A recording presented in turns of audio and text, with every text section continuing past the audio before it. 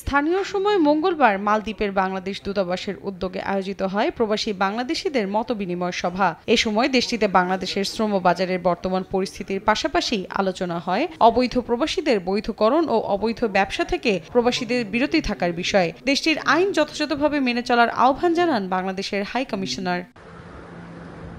মালদ্বীপের আইনে ভিনদেশি কেউ রাজনৈতিক কর্মকাণ্ড করতে পারে না, এরা সম্পূর্ণ ভিসা আইনের লঙ্ঘন বলে জানান দেশটির স্বরাষ্ট্রমন্ত্রী। তাই মালদ্বীপের আইন যথাযথভাবে মেনে দেশকে সামনে এগিয়ে নেয়ার আহ্বান জানান হাই কমিশনার। পুলিশ কিন্তু এই ইয়াং গ্যাং ক্রাইম এগুলা নিয়ে অনেক শক্তিশালী বাহিনী দল গঠন করছে, এগুলা নিয়ে যাতে এই ক্রাইমগুলো যেন আর বাড়তে না পারে এবং এদেরকে ধরে আইনের আওতায় আনা হয়।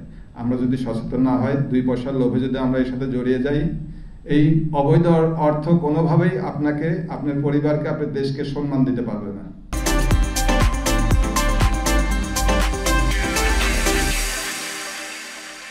এদিকে সামাজিক যোগাযোগ মাধ্যমে গুজব না ছড়ানোরও অনুরোধ করেন আলোচনা সভায় উপস্থিত প্রবাসী বাংলাদেশিরা। আমরা চাই এই দেশের আইন নিয়মকানুন মেনে যাতে আমরা চলতে পারি, অবৈধ বা আইন বিরোধী কোনো কাজ যেন আমরা না করি, কারণ আপনার 1-5 জনের জন্য কিন্তু সকল প্রবাসীর উপরে কিন্তু এর প্রভাব পড়ে। মালদ্বীপে প্রবাসীদের আইন কানুন মেনে চলার পরামর্শ সহ বাংলাদেশের ভাবমূর্তি ধরে রাখতে হলে অবশ্যই দেশটির নিয়ম নীতি মেনে চলতে হবে বলেও মত দেন সংশ্লিষ্টরা। সময় সংবাদ, মালদ্বীপ।